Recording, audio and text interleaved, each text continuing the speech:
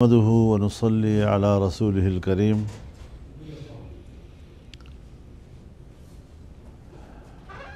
پیارے کے ذمہ داران، میرے انتہائی قابل احترام صحافی بھائیوں،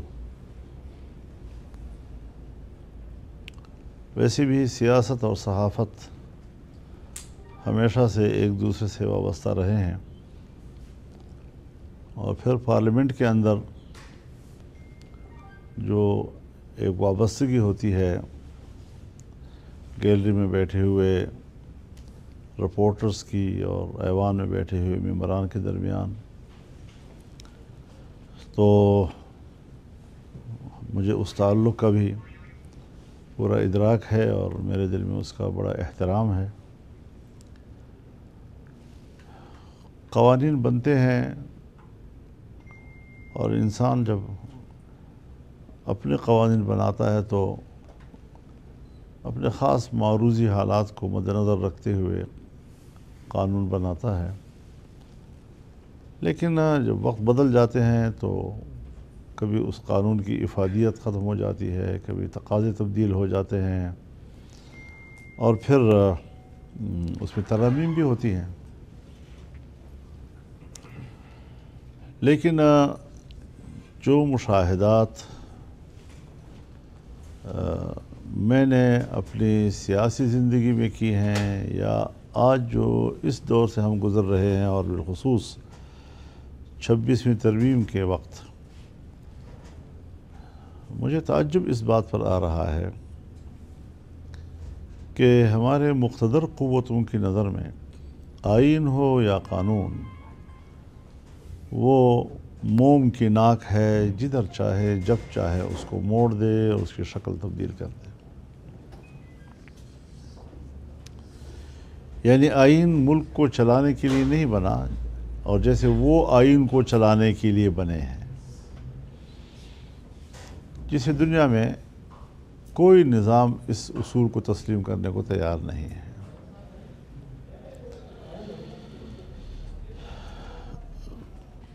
تو میں اعادہ کرتا ہوں دوبارہ اپنے اس موقف کا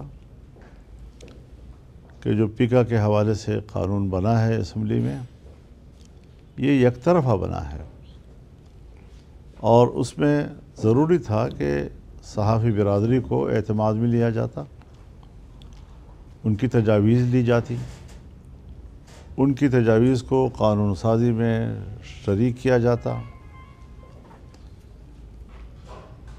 اور جب میری ملاقات ہوئی تھی آپ دوستوں کے ساتھ اور آپ تشریف لائے تھے، تو میں نے بھی یہی کہا صدر مملکت سے کہ آپ پیارے کی تجاویز بھی لیں، صحافی حضرات کی تجاویز بھی لیں، ان کی بڑی تنظیمیں ہیں، ان تنظیموں کا بھی ایک رائے ہوگی، ان سے بھی آپ رائے لے لیں اور دستخط نہ کریں۔ انہوں نے مجھے اطمینان بھی دلایا، یہ بھی کہا کہ محسن نقوی صاحب آج پہنچے ہیں، کل یا پرسوں میں میرے پاس آ جائیں گے، پھر میں ان کو ان کے پاس بھیجوں گا، پھر وہ باہمی رابطے کے ذریعے سے کچھ نہ کچھ وہ کر لیں گے۔ لیکن لگتا یہ ہے کہ کہیں سے ایسی سخت ہدایات آئیں کہ بالآخر ان کو اسی وقت اس پہ دستخط کرنے پڑ گئے۔ اگلے دن پرائم منسٹر سے میں نے رابطہ کیا، اسی لیے کہ بھئی یہ لوگ میرے پاس آئے ہیں اور ان کی بات پہ مجھے وزن لگتا ہے، تو آپ اس پر غور کریں۔ تو میرے خیال میں انہوں نے مجھے بتایا کہ وہ دستخط ہو گئے ہیں اور اب مزید ضرور ہم ان کے ساتھ، اگر ان کے پاس تجاویز ہوں گی تو ضرور لیں گے، اور جس طرح وہ رواداری میں باتیں ہوتی رہتی ہیں۔ اب صورتحال حضرت یہ ہے کہ 26ویں ترمیم میں جہاں وہ ہم سے تقاضا کر رہے تھے کہ ہم 9 گھنٹے کے اندر اندر ووٹ بھی دیں اور اس کو پاس بھی کریں، اور جبکہ اس وقت تک مسودہ بھی تیار نہیں ہوا تھا، ہوائی ہاں ہم سے لینا چاہتے تھے، پھر جب ہم نے اس پر اصرار کیا کہ پہلے مسودہ تیار کرو، پھر وہ ہمیں دکھاؤ، ہم نے دیکھنا ہے، تو اس میں بھی انہوں نے 2-3 دن لگا دیے۔ اور پھر ہمارے شدید موقف کے بعد جا کر انہوں نے ہمیں مسودہ دیا. اگر ہم اس مسودے کو جوں کا توں قبول کر لیتے تو آج ملک میں نام کی جمہوریت اور کام کا ماشاء اللہ ہوتا جی، امن ماشاء اللہ ہوتا جی، آئین ڈوب چکا ہوتا، پارلیمنٹ کی کوئی حیثیت نہ ہوتی، جمہوریت ختم ہو چکی ہوتی. لیکن ہم نے فوری طور پر اس کا جو مطالعہ کیا، اس میں جو چیزیں ہم نے نامناسب سمجھی، اور یہ میں بڑے اطمینان کے ساتھ آپ سے کہہ سکتا ہوں جی، اور مجھے اس پر خوشی ہے اور رہے گی یہ خوشی کہ ہم نے 1 مہینہ مذاکرات کر کے خالصتاً نظریاتی، جمہوری، آئینی اور قانونی ضرورتوں کی بنیاد پر ان سے بات کی ہے. اس میں کسی قسم کا نہ ہمارا جماعتی مفاد شامل رہا، نہ ہمارا کوئی ذاتی مفاد شامل رہا، نہ کوئی سیاسی مطالبہ شامل رہا، اور الحمدللہ اللہ تعالیٰ نے ہمیں اس میں کامیابی دی. لیکن ہر چند کے ہمیں کامیابی ملی، اور 56 کلازز میں سے ہم نے 34 کلازز سے ان کو دستبردار کیا، اور 22 جب کلازز رہ گئیں تو ہم نے اپنے 5 کلازز اس پہ ترمیم کر کے ملائیں تو 27 پہ ووٹ ہو گیا. لیکن ظاہر ہے جو چیز آج اسمبلی میں ہو جائے تو ایک عرصے تک اس کو احترام دیا جاتا ہے، اس کو رد کرنے کا تاثر بالکل بھی نہیں دیا جاتا. کوئی حکومت اس کو رد کرنے کا تاثر نہیں دیتی. یہاں تو ہفتوں کے اندر انہوں نے قانون کے راستے سے اور پارلیمنٹ میں ایکٹ کے راستے سے انہوں نے وہ اقدامات کیے جو تازہ 26ویں آئینی ترمیم کی روح کے منافی تھی، اور ابھی تک وہ عمل مسلسل چل رہا ہے. تو اس لحاظ سے بھی صورتحال بہت حساس ہے. یہ بات میں آپ حضرات پہ چھوڑتا ہوں، آپ کے جو میرے دائیں بائیں تشریف فرما ہیں، کہ اگر گنجائش ہو تو ملک کے بین الاقوامی صورتحال کے حوالے سے اگر مزید کسی موضوع پر بھی آپ بات کرنے کی اجازت دیں گے تو میں چاہوں گا کہ میں اس پر بات کر سکوں، کیونکہ اس پر تو ہمارا موقف واضح بھی ہے. ذرا ملک کی سیاسی حالات ہیں، اس کے اوپر ظاہر ہے آپ کو ہم نے اسی لیے انوائٹ کیا کہ آپ کچھ کر سکتے ہیں.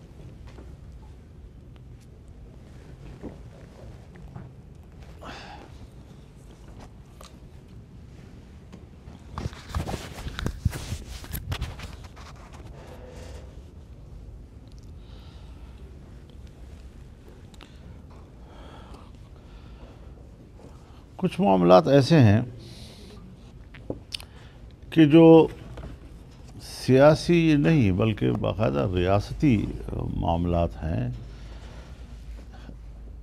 اس وقت خیبر پختونخوا میں اور بلوچستان کے بالخصوص بلوچ ایریا میں حکومت کی کوئی رٹ موجود نہیں ہے. ہمارے قیام امن کے ذمہ دار ادارے مکمل طور پر ناکام ہو چکے ہیں، اور سڑک کے کناروں پر قریب علاقوں میں اور بعض جگہوں پر تو سڑک سے نظر آتے ہیں ان کے مراکز، یعنی مسلح گروہوں کے مراکز، اور وہاں سے وہ آپریٹ کرتے ہیں، اور مکمل نظام ان کا موجود ہے. رات کو سڑکیں ان کے حوالے ہوتی ہیں، شہر کی گلی کوچے ان کے حوالے ہوتے ہیں، اور حکومت نہ معلوم کہاں ہوتی ہے. اب ایسے حالات میں آپ بتائیں کہ عام آدمی کیسے زندگی گزارے گا؟ یعنی یقین جانیے مجھے تکلیف ہوتی ہے، اور آپ کو بھی تکلیف ہوتی ہوگی جب ہم سنتے ہیں کہ ہمارے جوان شہید ہو گئے. ایک حملے میں 30 لوگ، 35 لوگ، 20 لوگ، 16 لوگ، یہ تقریباً روزمرہ ورنہ ہفتے میں 1-2 دن تو ضرور اس قسم کے واقعات آ رہے ہیں. کیا میں اپنی فوج اور اپنی دفاعی صلاحیت کے بارے میں اب کیا سوچوں گا؟ وہ جو میرے اندر ایک اعتماد تھا کہ میں ایک طاقتور ملک ہوں، وہ جو میرے اندر ایک اعتماد تھا کہ میں ایک طاقتور قوم ہوں، وہ جو میرے اندر ایک اعتماد تھا کہ میرا ملک، اس کی سرحدات محفوظ ہیں، وہ اعتماد ریزہ ریزہ ہو چکا ہے۔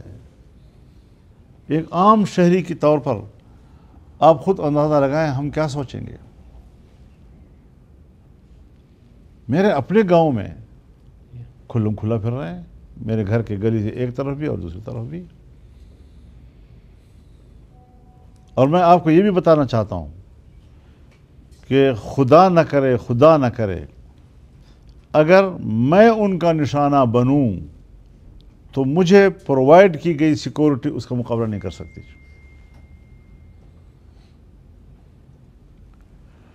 اس کیفیت میں اپنی ہمت ہے کہ ہم پھر بھی جیے جاتے ہیں۔ یہی صورتحال بلوچستان کی ہے۔ کب تک ہم اپنے جذبات پر قابو رکھتے ہوئے الفاظ کے استعمال میں احتیاط کرتے رہیں گے؟ کیا یہ ملک صرف فوج کا ہے؟ وہ میرے محافظ ہیں، ملک میرا ہے، میں ان سے زیادہ فکر مند ہوں اس حوالے سے۔ آج اگر بلوچستان کا بلوچ علاقہ اپنی علیحدگی کا اعلان کر دیں تو اس پوزیشن میں آ گئے ہیں وہ، یہ میں آپ کو بتا دینا چاہتا ہوں۔ ممکن ہے کوئی مجھ پر تنقید کرے کہ فضل الرحمان آپ نے ضرورت سے زیادہ بات کہہ دی، لیکن حقیقت پسندی یہ ہے کہ اس صورتحال کی نزاکت کو آج دیکھا جائے۔ پھر فضل الرحمان یہاں تک پہنچ گیا کہ آج وہ یہ بات سر عام آپ لوگوں کے سامنے کرنے کے لیے مجبور ہو گیا ہے۔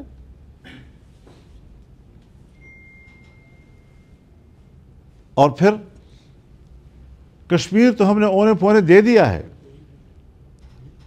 ابھی 5 فروری آئے گا تو ہم کشمیریوں سے یکجہتی بھی بنائیں گے، لیکن تاریخ کے صفحات کے ساتھ ہم زیادتی کر رہے ہوں گے۔ ہم نے عملاً کوئی یکجہتی کشمیریوں کے ساتھ نہیں کی آج تک۔ ہم نے صرف ان کے خون کو سیاسی طور پر استعمال کیا، ان کی عزت و ناموس کو اپنے سیاست کے لیے استعمال کیا، اور جب بین الاقوامی حالات تبدیل ہوئے تو ان بین الاقوامی حالات کے دباؤ میں ہم نے کشمیر پر اپنے موقف چھوڑ دیا، ہم نے کشمیریوں کو تنہا چھوڑا، اور مودی جیسا حکمران جو مسلم کش ہے، مسلم دشمن ہے، اس نے کشمیر کے اندر جو منصوبہ بندی کی، جس طرح انہوں نے وہاں کی ڈیموگرافی کو تبدیل کرنے کی کوشش کی، یہ تو کشمیریوں کی ہمت کو سلام ہے، ان کی ہمت کو سلام ہے کہ مقبوضہ کشمیر میں الیکشن ہوئے اور مودی کی جماعت کو عوام نے، مسلمانوں نے وہاں شکست دے دی، کشمیریوں نے شکست دے دی اس کو۔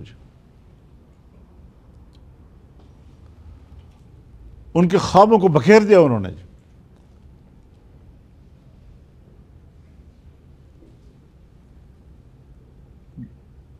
اس منصوبوں کے تار پیت کو بکھیر دیا انہوں نے۔ یہ ان کی ہمت ہے۔ ہمارا کیا کردار ہے؟ ہمیں ذرا اپنے گریبان میں جھانکنا چاہیے، صرف ایک بیان دینے تک۔ اور اب ہم افغانستان کے ساتھ معاملات خراب کرنے کی طرف جا رہے ہیں۔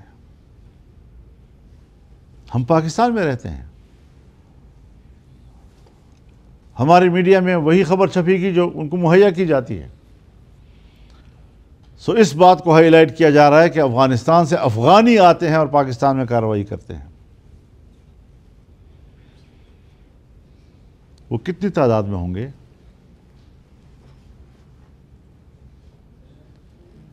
اور کیا وہ افغانستان وہاں پر امارت اسلامیہ کی اجازت سے آ رہے ہوں گے؟ یہ جو ہم نے بیج بوئے ہیں جنرل ضیاء الحق کے زمانے سے لے کر 14 سال افغانستان میں جہاد لڑا گیا اور 14 سال ہمارے مجاہدین وہاں نہیں گئے پاکستانی. پہلی مرتبہ پاکستان میں کلاشنکوف کلچر متعارف نہیں ہوا, ہیروئن کلچر متعارف نہیں ہوا. مجھے خود جب کسی زمانے میں فورن افیئر کمیٹی کا چیئرمین تھا, امریکا کے سفر پہ تھا, تو ایک جہاز میں ایک ریٹائرڈ امریکی لیفٹیننٹ جنرل میرے ساتھ بیٹھا ہوا تھا. راستے میں جاتے جاتے 5-6 گھنٹے کی فلائٹ ہوتی ہے تو تعارف ہو گیا. تو اس نے کہا میں نے پشاور میں 6 سال مائنز کی ٹریننگ دی ہے آپ کے مجاہدین کو. کیا ہمارے جنرلز ہمارے ہی مذہبی نوجوانوں کو تربیت نہیں دے رہے تھے؟ کیا وہ جہاد افغانستان میں اس کو شامل ہونے کی ترغیب نہیں دے رہے تھے؟ اور پھر جب کایا پلٹ گیا, 9/11 کا واقعہ ہو گیا, تو پھر کیا جنرل مشرف کے زمانے میں ہم نے امریکیوں کو پاکستان میں اڈے نہیں دیے؟ کیا ہم نے اپنی فضائیں نہیں دیں؟ کیا ہمارے اڈوں سے اڑ کر اور ہمارے فضاؤں سے گزر کر انہوں نے افغانستان میں بمباریاں نہیں کی؟ کیا کبھی ملا عمر نے یہ کہا کہ آپ کی سرزمین سے ہم پہ حملے کیوں ہو رہے ہیں؟ کیا کرزئی اور اشرف غنی نے بھی کہا کہ پاکستان کی سرزمین ہمارے خلاف کیوں استعمال ہو رہی ہے؟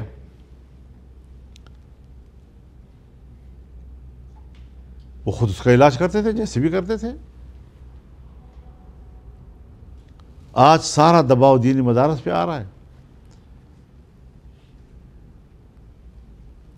ہم FATF کے شرائط پر کہتے ہیں کہ جی دینی مدارس پر اس لیے نظر رکھی جائے کہ وہ دہشت گردی کو فروغ نہ دے سکیں, اور FATF کا جو بڑا کردار ہے وہ یہی ہے کہ پیسہ دہشت گردوں تک رسائی حاصل نہ کرے اور منی لانڈرنگ نہ ہو. یہ 2 اہداف FATF نے متعین کیے ہیں. مجھے کوئی بتائے, مدرسوں کے تو اکاؤنٹ پر بھی پابندی لگی ہوئی ہے جی, کہ کون سا پیسہ ہے آج تک 9/11 کے بعد 24 سال ہو گئے ہیں, کون سا پیسہ ہے کہ کسی پیسے والے کی طرف سے, کسی بینک کی طرف سے وہ کسی دینی مدرسے یا ان کے جوانوں کی طرف منتقل ہوا ہو؟ اور رہی بات کہ منی لانڈرنگ کو کنٹرول کرنا ہے, ہمارے پاکستان کے بزرگ سیاستدان اور بڑے سیاستدان اس جرم میں ملوث نہیں ہیں.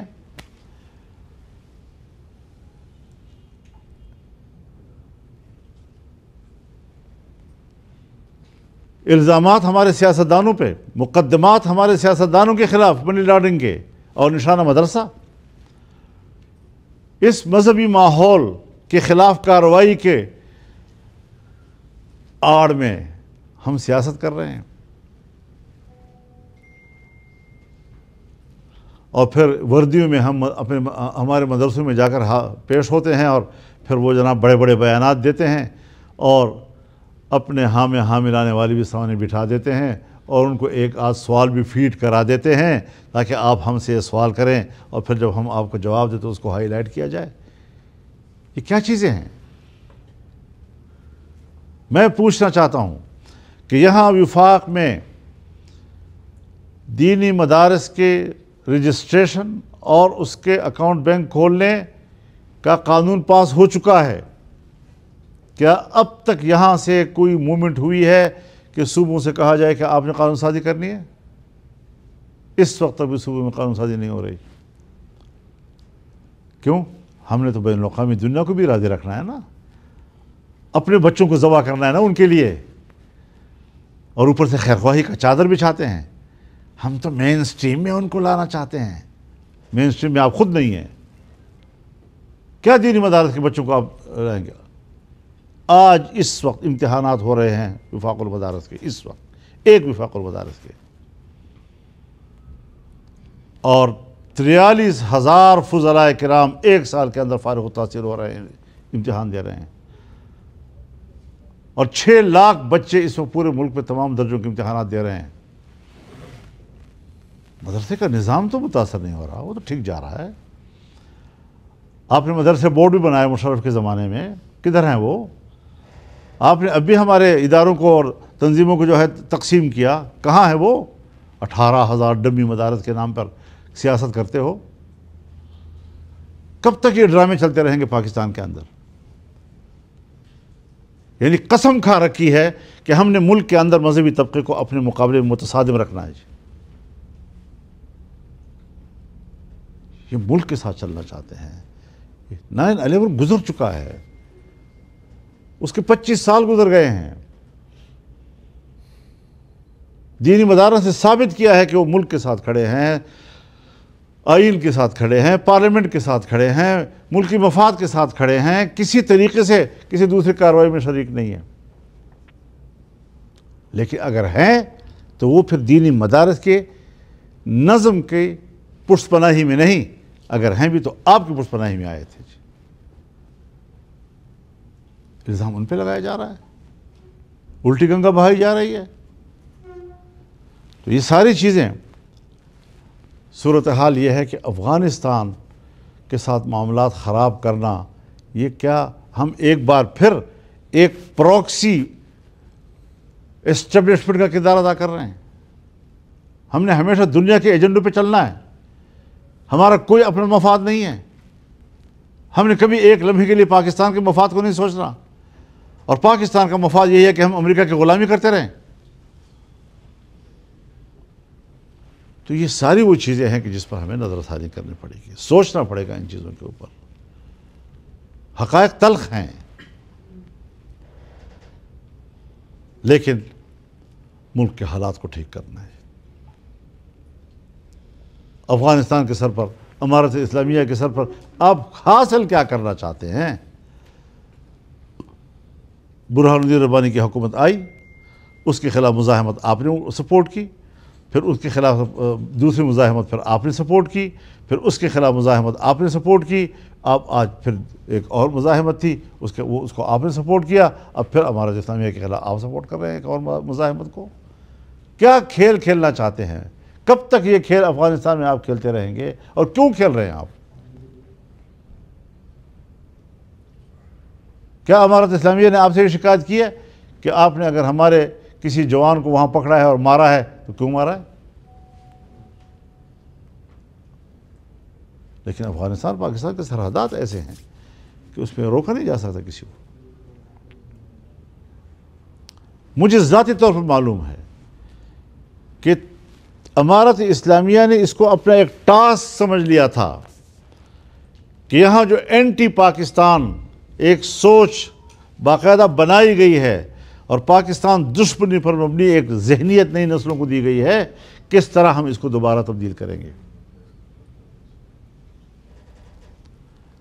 آج پھر حالات ایسے بنائے جا رہے ہیں کہ جو پرو پاکستانی تھے ان کو بھی اینٹی پاکستان، اور یہ کہ وہ سمجھ نہیں رہے۔ میں گیا ہوں الیکشن سے پہلے، میں گیا ہوں، ایک ہفتے میں سمجھ گئے تھے، سارے معاملات ٹھیک ہو گئے تھے جی۔ اور واپس آ کر میں نے ان تمام اپنے جو اسٹیبلشمنٹ کی قیادت ہے ان کو رپورٹ کیا، اور انہوں نے مجھے اپریشیٹ کیا کہ کمال کر دیا آپ نے جی۔ کیوں وہ بات بیچ میں رہ گئی؟ میں نے اپنی ذات کے لیے کی تھی یا میں نے ملک کے لیے کی تھی؟ اور جب ملک کے لیے کی تھی تو فالو میں نے کرنا تھا، آگے بڑھانے کا میکانزم میں نے بنانا تھا، یا اسٹیٹ ٹو اسٹیٹ بننا تھا؟ کیوں نہیں بنایا گیا؟ معاملات جب آپ کے ہاتھ سے بگڑتے ہیں، اپنی ناکامیاں دوسرے کے سروں پہ مت ڈالا کرو۔ ہم ایک رسپانسیبل اسٹیٹ کا کردار ادا کریں، ایک ذمہ دار اسٹیٹ۔ افغانستان ابھی تک اتنا اسٹیبل نہیں ہے، لیکن ہم اپنے آپ کو ذمہ دار سمجھتے ہیں۔ ہم نے اپنے ملک کے اندر کو کھوکھلا کر دیا ہے پروکسی وار لڑتے لڑتے، اور آج ہم خوف کھا رہے ہیں کہ کہیں ہمارا ہنستا بستا پاکستان تقسیم تو نہیں ہو رہا۔ ایک نیا بنگلہ دیش تو وجود میں نہیں آ رہا، کیوں یہاں تک ہم پہنچ گئے؟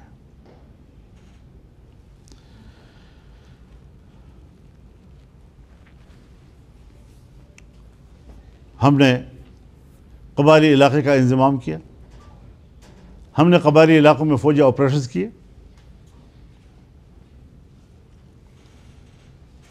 2010 کے بعد سے مسلسل سوات سے لے کر وزیرستان تک آپریشن کیے گئے،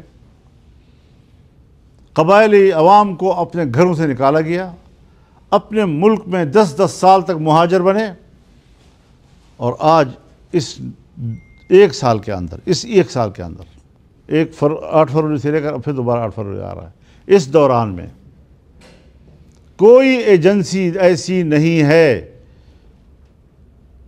کہ جس کے قبیلوں کے وفود میرے پاس نہ آئے ہوں، باجوڑ سے لے کر وزیرستان تک، چاہے اس میں محمد ہوں، چاہے اس میں افریدی ہوں، چاہے اس میں شنواری ہوں، چاہے اس میں اورکزئی ہوں، چاہے اس میں کرم کے علاقے کے لوگ ہوں، چاہے اس میں وزیرستان ہو، ایک وزیرستان، دوسرا وزیرستان، تیسرا وزیرستان، داوڑ ہو، مسعود ہو، وزیر ہو، اور ابھی ایک ہفتہ ہوئے تقریباً 300 لوگوں کا بڑا جرگہ ڈیرہ اسماعیل خان میں میرے پاس آیا۔ ان پہ کیا گزر رہی ہے؟ کس کے ہاتھوں گزر رہی ہے؟ ایک طرف مسلح گروہ گلی گلی پھر رہے ہیں، ایک طرف ہماری فوج پھر رہی ہے، نہ ایک کے ہاتھوں وہ محفوظ، نہ دوسرے کے ہاتھوں وہ محفوظ۔ جس کے ہتھے چڑھ گئے راستے میں کہیں لاشیں ملیں گی ان کے، آپ کو روزانہ 2 4 ٹارگٹ کلنگز ہر ایجنسی میں ہو رہی ہیں،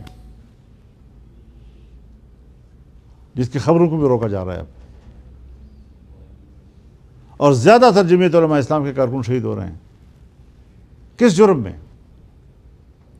اگر یہ لوگ اسلام کی جنگ لڑ رہے ہیں تو کیا جمعیت علماء اسلام اسلام کے خلاف ہے؟ یہ ابھی جو ایوان میں ہم نے 5 ترامیم پاس کروائی تھی، کیا وہ اسلام کی روح سے ایک پیش رفت نہیں ہے؟ تو ہم نے نظریے کے مطابق موقع پا کر اپنے مفادات کے لیے کام کیا نا۔ وہ اسلامی مفادات تھے، وہ دینی مفادات تھے، کوئی ذاتی مفادات نہیں تھے۔ کوئی ہم نے سیٹیں نہیں مانگی، کوئی ہم نے وزارتیں نہیں مانگی، کوئی ہم نے پریزیڈنسی نہیں مانگی، کوئی ہم نے صوبے کی حکومت نہیں مانگی۔ ہم نے تو صرف اور صرف اس آئین کو سامنے رکھ کر اس میں اقدامات کیے ہیں۔ تو دونوں طرف سے آگ برابر لگی ہوئی والا معاملہ ہے۔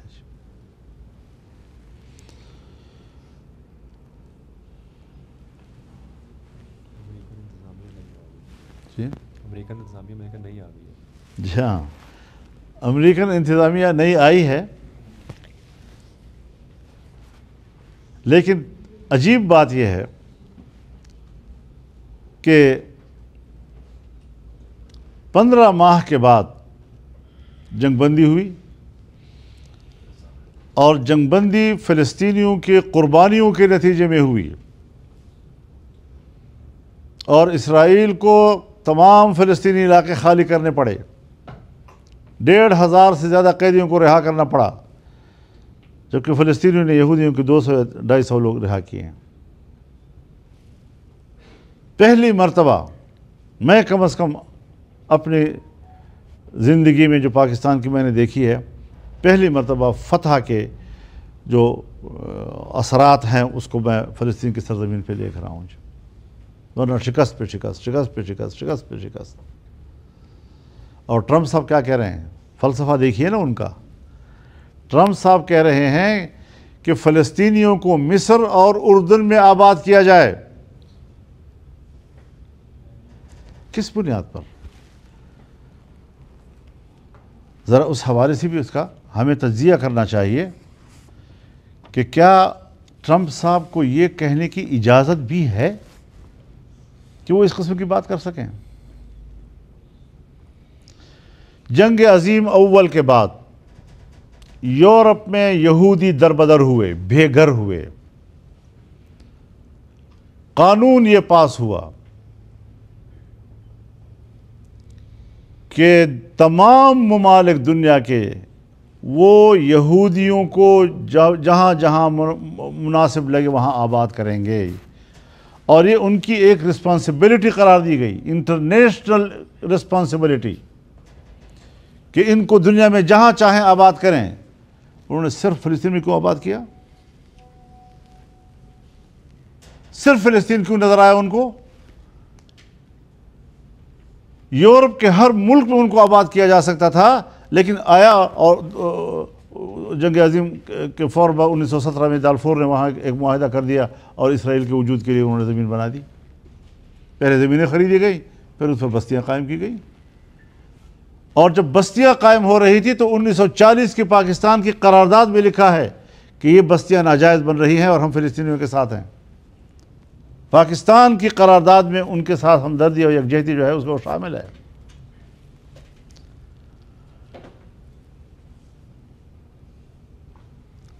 چنانچہ اقوام متحدہ کی اپنی سب کمیٹی نے اپنے سفارشات کے پیراگراف 47 میں لکھا کہ کسی ملک میں بھی جبری آباد کاری نہیں ہو سکتی، تو فلسطینیوں کے ساتھ ایسا کیوں کیا گیا؟ وہاں کیوں جبر مسلط کیے گئے لوگ ان کے اوپر؟ اور اسی اسپیشل کمیٹی نے یہ بھی کہا ہے اپنے سفارشات میں کہ فلسطین کا ملک اوور پاپولیٹڈ ہے، باہر سے کوئی آبادی وہاں نہ لائی جائے۔ اس کے باوجود اقوام متحدہ کی سب کمیٹی کے سفارشات کے علی الرغم وہاں پر باہر کے یہودیوں کو لا کر آباد کیا گیا، جبکہ وہ ان کے بقول اوور پاپولیٹڈ ہے، مزید گنجائش نہیں تھی آباد کاری کی وہاں پر۔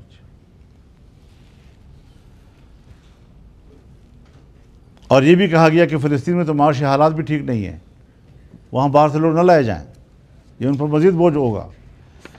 یہ ساری چیزیں بین الاقوامی سطح پر تسلیم ہوئی، اور خود لیگ آف نیشنز کے آرٹیکل 22 کی خلاف ورزی ہوئی کہ جبری آباد کاری نہیں ہونی چاہیے، اور فلسطین میں کی گئی۔ اب میں یہی کہوں گا کہ اور ہمیں پوری من حیث القوم یہ موقف اختیار کرنا چاہیے، اور میں سلام پیش کرتا ہوں عرب لیگ کو کہ عرب لیگ نے کل مصر میں اجتماع کر کے ٹرمپ کے اس تجویز کو کلی طور پر مسترد کیا ہے، اور میں اس پر اضافہ کرنا چاہتا ہوں کہ اسرائیل کی پوری آبادی کو اٹھا کر امریکہ میں آباد کیا جائے، اور تمام دنیا کے فلسطینیوں کو لا کر واپس اپنی سرزمین پر آباد کیا جائے۔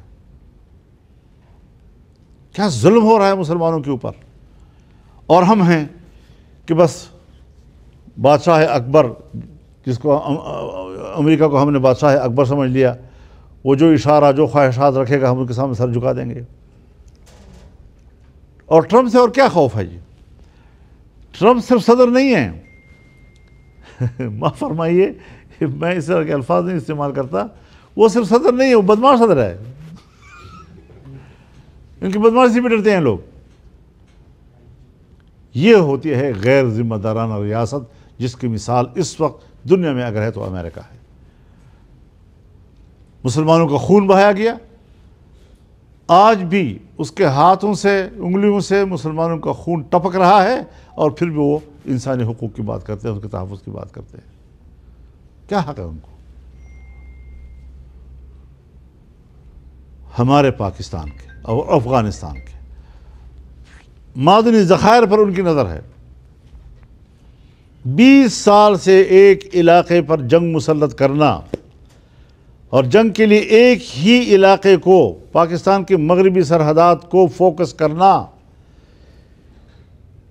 یا تو امریکہ آئے گا اور ہمارے وسائل پر قبضہ کرے گا، اور یا پھر ہماری نئی جغرافیائی تقسیم کا سبب بنے گا، نئے جغرافیائی نقش وجود میں آئیں گے۔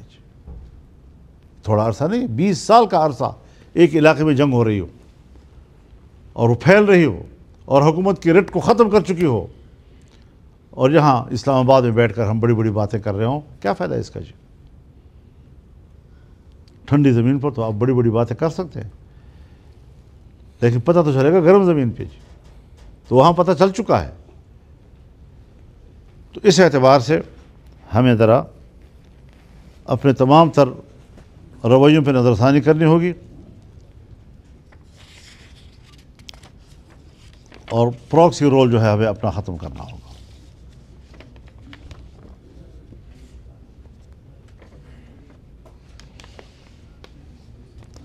چھبیسویں آئینی ترمیم میں بالخصوص عدالتوں کو نشانہ بنایا گیا تاکہ ان کو کمزور کیا جا سکے۔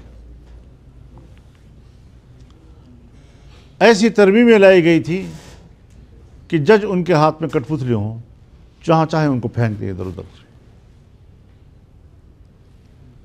ہم نے ناکام بنایا اس کو۔